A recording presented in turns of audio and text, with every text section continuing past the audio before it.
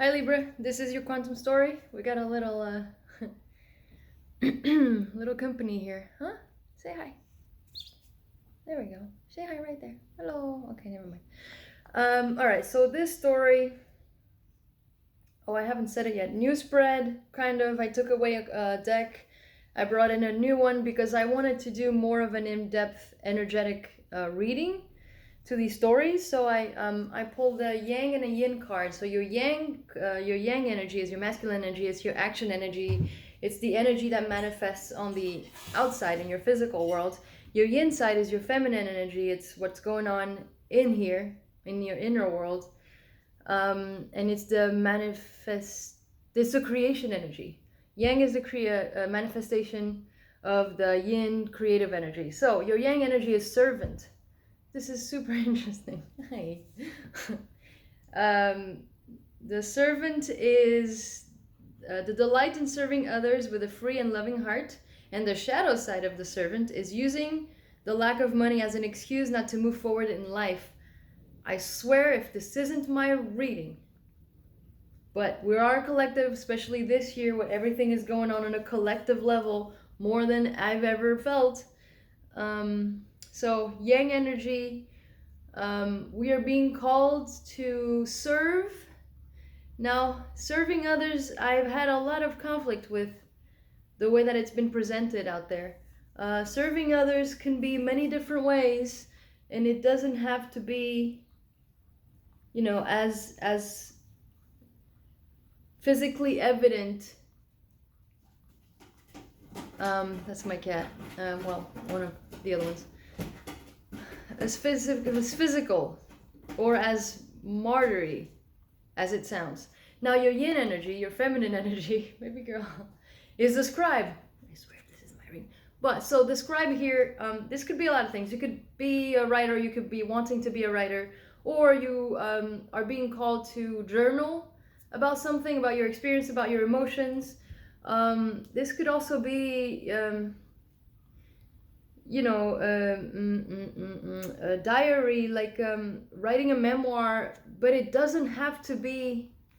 See, this energy doesn't really have to be for the world to read, for the world to see. It could be, it's up to you, but it doesn't mean that you have to become a writer, that you have to publish something.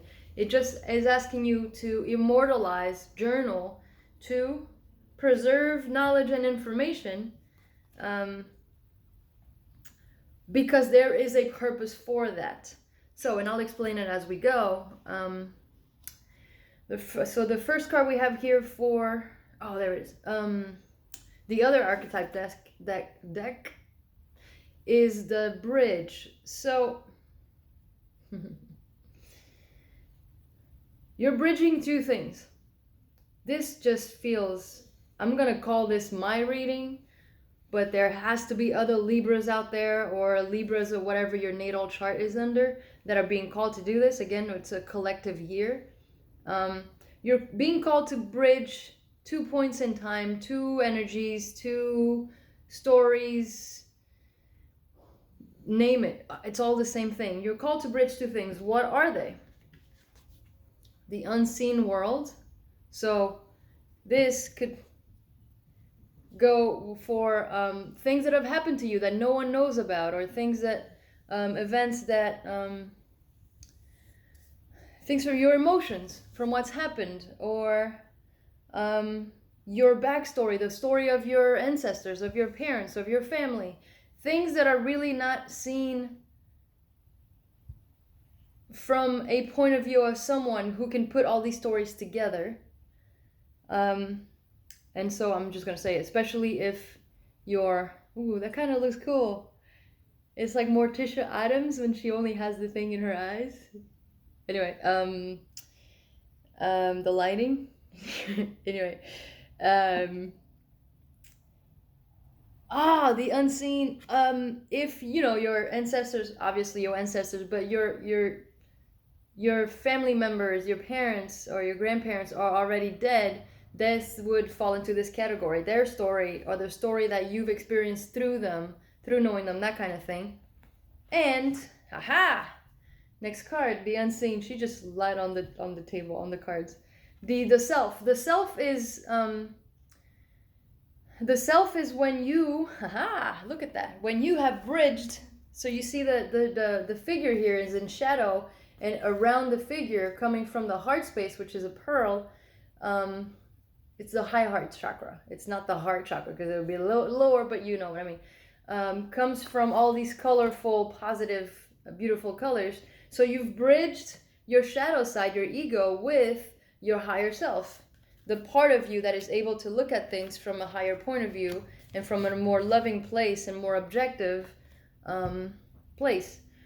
So you're bridging these stories of what's happened to you, what's happened to your family, what's happened in your life and your experiences, in your emotional state from these experiences.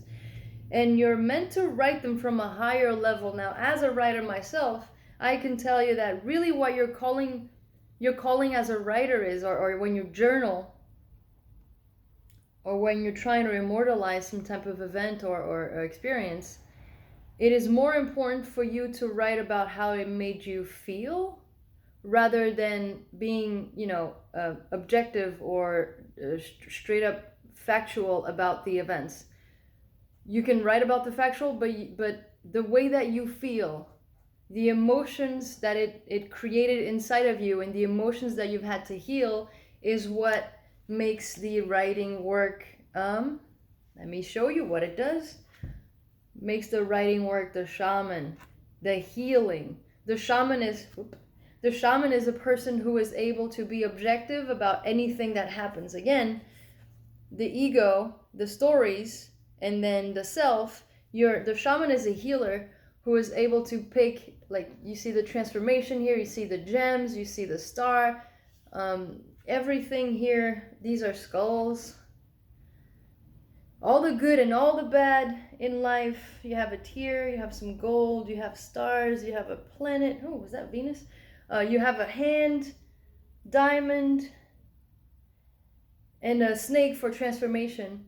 It's able to take all of these different pieces and be objective about them, but bring them together as a healing modality, as a healing effect, which is why we talk about emotions, which is why I said work on how it made you feel and what it brought up inside of you and what you had to heal emotionally, because that's what we do as healers.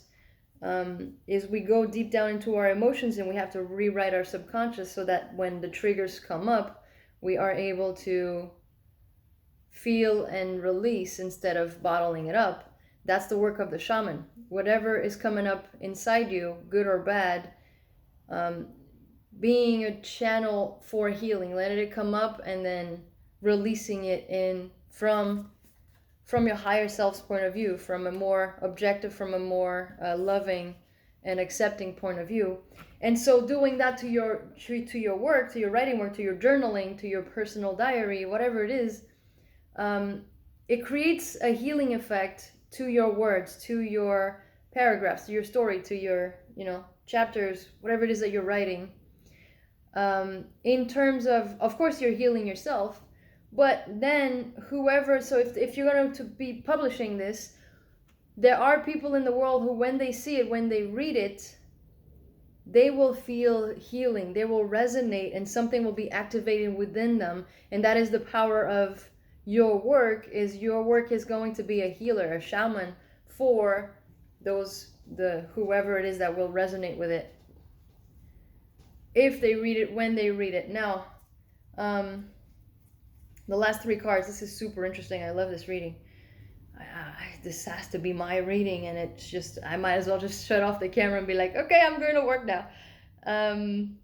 The child, so it's obviously one asking you to go back to your childhood and work through that up until now, or up until whatever you want to read about, because it's the journey that's going to be healing. You're going to bridge this kid with the kid that you are now. So you're having to heal the child that was hurt to then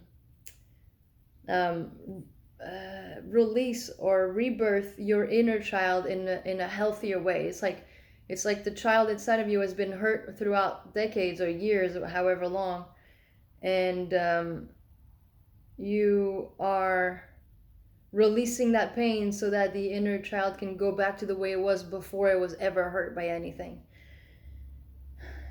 And so you're bridging that that hurt inner child with the healed inner child, the new one, which is you, without all the pain. It's asking you to go with the flow. So like I said, you want to get yourself in a writing position, or in a journaling position, in a storytelling position, where you're letting things flow. You don't hold on to the negative experiences in your writing, because that's what's going to stay there. You want to make sure that you write the facts and you write the stories as they were, but you let the emotions come and you write them. You let them flow through your work. That's the healing that is activating, not only to you, but to whoever is going to be witnessing or reading or perceiving your work. And it just really, and this is the last card, and it's amazing. The last card is at a stand. You must be at a standstill in your life at the moment, in whatever way it's presenting itself to you. Because why? It says here, very first card and very last card, it's like build. This reading is bridging itself back together. Delight in serving others with a free and loving heart, and using the lack of money as an excuse not to move forward in life. So it's almost like you might be at a standstill right now with some missing resources, but it's meant to be helping you, right? Because it will serve others with a free and loving heart. But you might just be in the vibration of, well, but if I sit here and write all day, how am I going to pay the bills? Yes, this might be your reality. If F word right here, insert, that might not be mine. That definitely is where I'm at. And here I am making videos instead of writing. And then make sure that you don't plagiarize or you don't falsify facts in your story just to make yourself look whatever. But you are being called to definitely write and preserve this really meaningful information. I'm telling you, your work is going to be read or seen by others, and it's going to heal them. And as many works have, I mean, I can't imagine. Harry Potter probably has healed so many people just from reading them and unlocking, activating things in people. But anyway, so it might just let me refinish all of this. So you're being called to immortalize your experiences, your life, your past, your stories, whatever it is that you need to be, you've gone through, to bridge your ancestors' life, your ancestors' energy, your past as a child that nobody witnessed, nobody knows about, because only you went through it and only you know what it's like to have gone through your childhood. It's unseen to everyone else. Write it from a higher perspective where you can focus on how it made you feel and how you healed and how you came up with who you are today, because it will have a healing effect on others as they perceive it, as they read it, as they witness your work. It will flow out. Your healing energy will flow out of your work and help people. And right now in life, you are at a standstill, which with the pandemic, which is still ongoing, I don't see why this isn't exactly what they're talking about. There's a pandemic going on now that is giving you the opportunity that instead of using it as an excuse, you're meant to be using it to become this healer of a scribe. Libra.